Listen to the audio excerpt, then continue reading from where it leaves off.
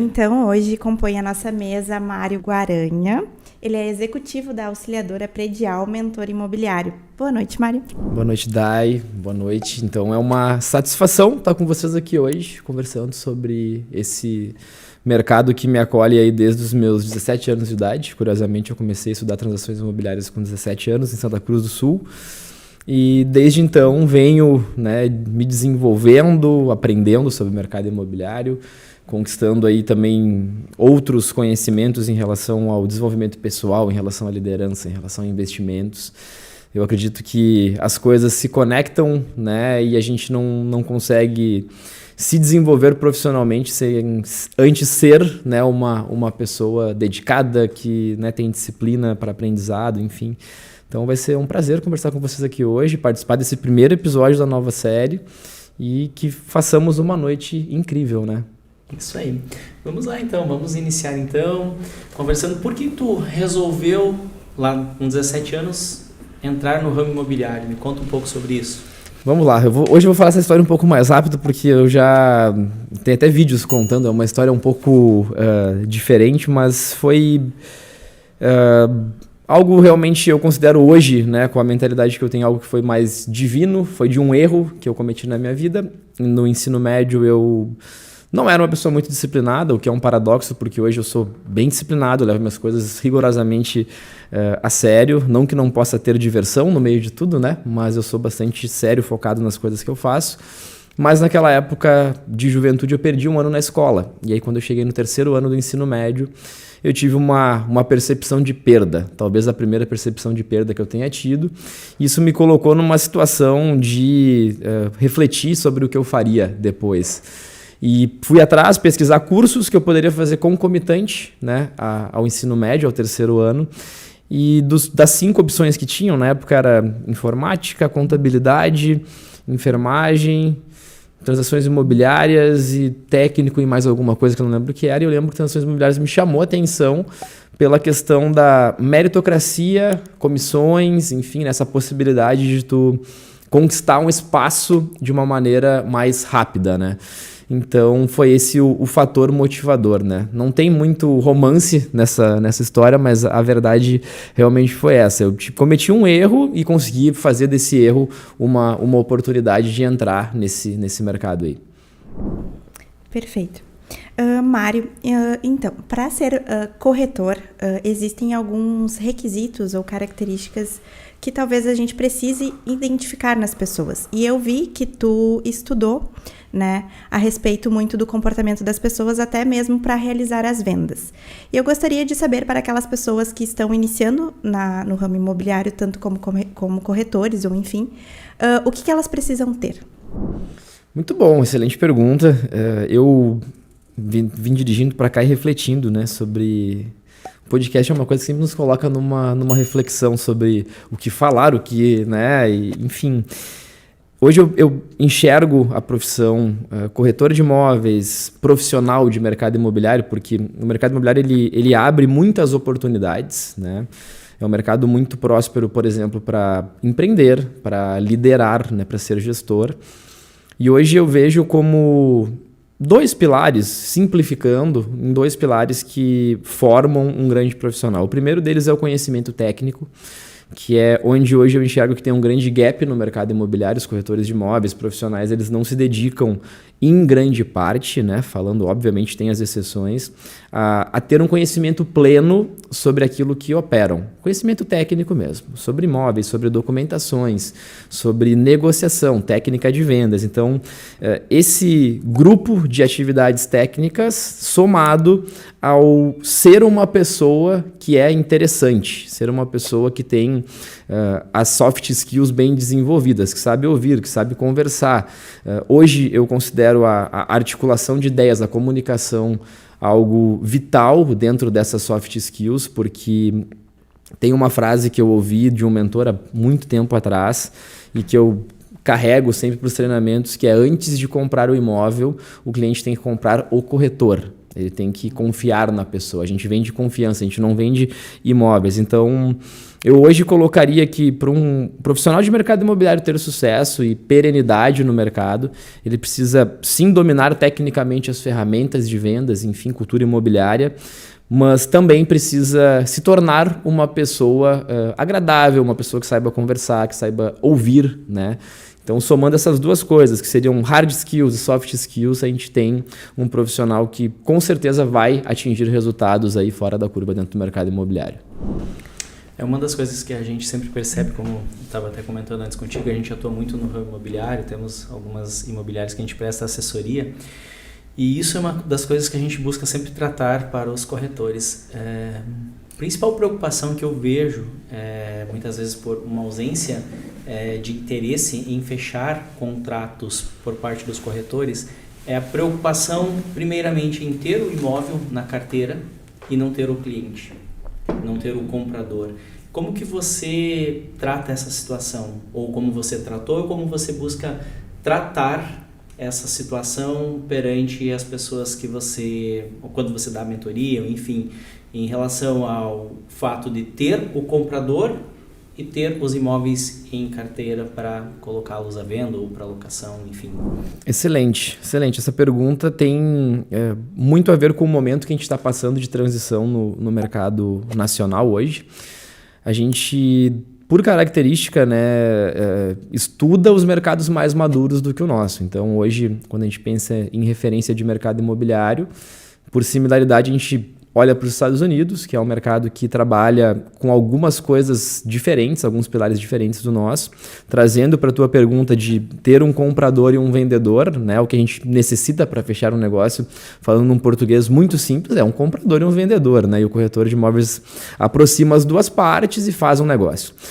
Nos Estados Unidos, já se opera no mercado há mais de 100 anos com uma lista master de imóveis, né? Ou seja, todos os corretores, com exceção de Nova York, que é um distrito diferente, os corretores têm acesso a todos os imóveis disponíveis no mercado. Então lá, o cliente e o comprador, ele é de um lado, então ele contrata um corretor de imóveis, e de outro lado eu tenho um corretor de imóveis que é contratado pelo vendedor.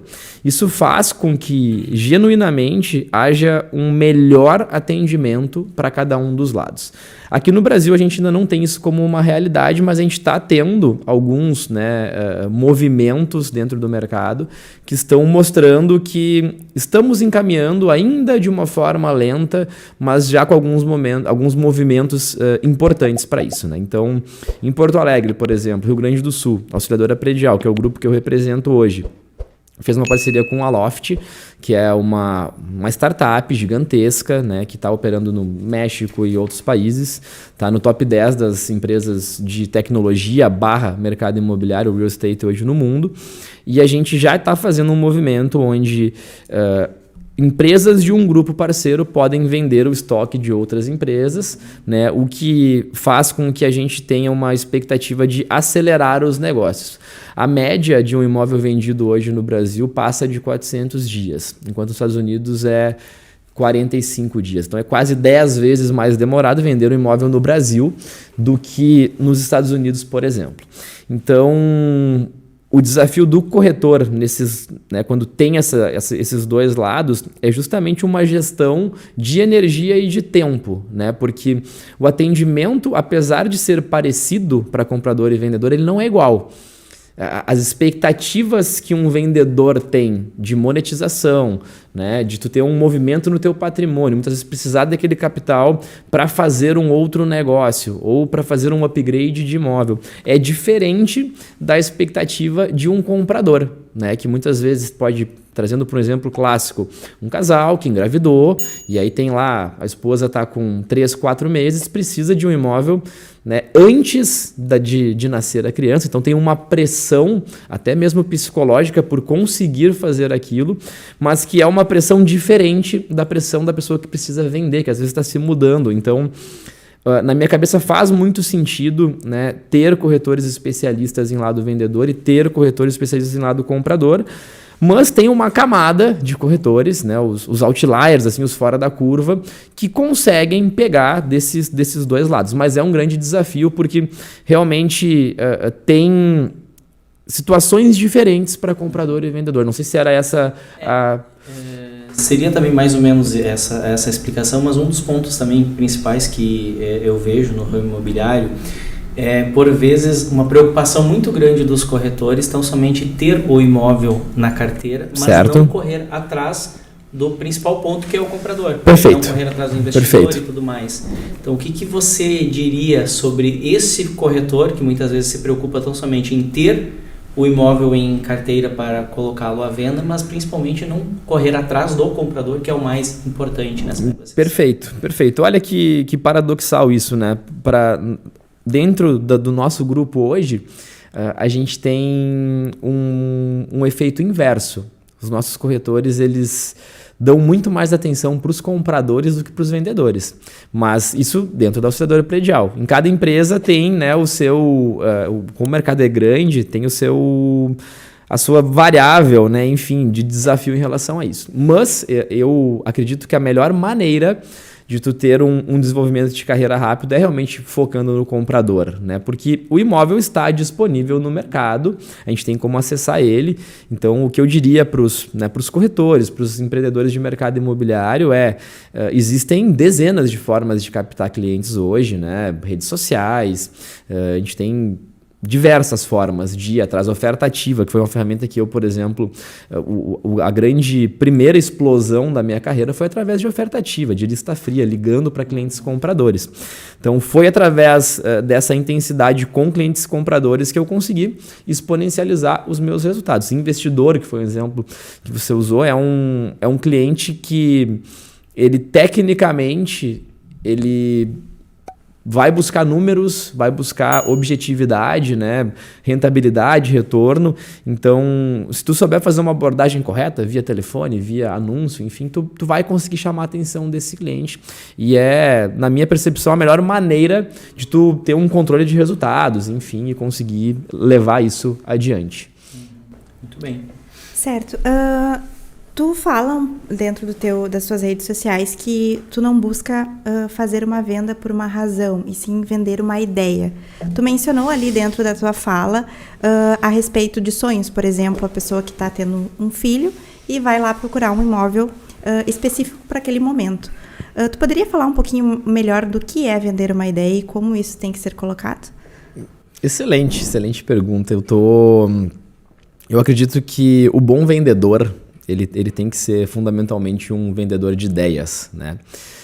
Porque os imóveis estão disponíveis no mercado, né? E muitas vezes o mesmo imóvel está posto em 4, 5 imobiliárias. Então, o grande feeling do vendedor, do corretor de imóveis, é justamente enxergar tudo que aquela pessoa está buscando, vislumbrando, projetando para a sua vida e conseguir conectar essas coisas com o projeto imóvel, né? Porque o imóvel é o maior anti-commodity do mundo. A gente não consegue replicar um imóvel. Mesmo que ele seja no mesmo prédio, ele não vai ser igual, o de cima ou o de baixo. Ele vai ser 1 metro para cima, 2 metros para cima, enfim, a mobília vai ser um pouco diferente. Então, para a gente conseguir vender a ideia de um sonho, a ideia de um projeto de vida, é muito importante, né, a gente conseguir estar ouvindo, principalmente, muito bem o que as pessoas estão procurando e estar muito atento aos detalhes sutis que muitas vezes nem são ditos, né? As percepções corpais, né? os verbos usados, aquilo que às vezes tu percebe na conjuntura da família. Então, a gente vender a ideia do projeto, eu acredito que tem muito a ver com pegar as percepções que estão colocadas e entender que aquela pessoa ela não está comprando um imóvel. Ela está comprando, talvez, o sonho da vida dela de 15, 20 anos, que ela está guardando dinheiro, fazendo poupança. A pessoa não... A compra de um imóvel, ela não acontece com uma pessoa acordando de manhã, tomando seu café e falando, ok, eu vou comprar um apartamento, vou me mudar. Né? Normalmente tem uma conversa da família, normalmente tem uma discussão no sentido de, é o momento, vamos nos mudar, vamos comprar um imóvel. Então, a gente tem que estar preparado para absorver toda essa expectativa, né? E muitas vezes já aconteceu comigo, já aconteceu com vários mentorados, liderados, enfim, corretores parceiros, de o cliente entrar procurando, por exemplo, um apartamento de 100 metros, num bairro nobre, e acabar comprando uma casa a 5, 6 quilômetros de distância, porque ele entra procurando um apartamento com infraestrutura para os filhos, por exemplo, e a gente percebe, opa, mas olha só, deixa eu colocar uma ideia aqui para ti. Tu tem 2 filhos, por exemplo, e quem sabe se tu olhar uma casa que tem um pátio, que tu possa fazer o teu próprio playground dentro do pátio, ter uma piscina, tu vai ficar um pouco mais distante, vai ter um pouco de trânsito, mas tu vai ter muito mais qualidade de vida.